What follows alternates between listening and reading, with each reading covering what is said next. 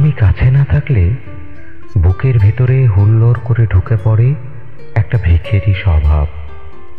মনে হয় এই ঘর আমার নেই, এই আকাশ আমার নেই, রাস্তা মাঠ ঘাট কোথাও যাবার তারা এ সব কিছু অন্য মানুষের।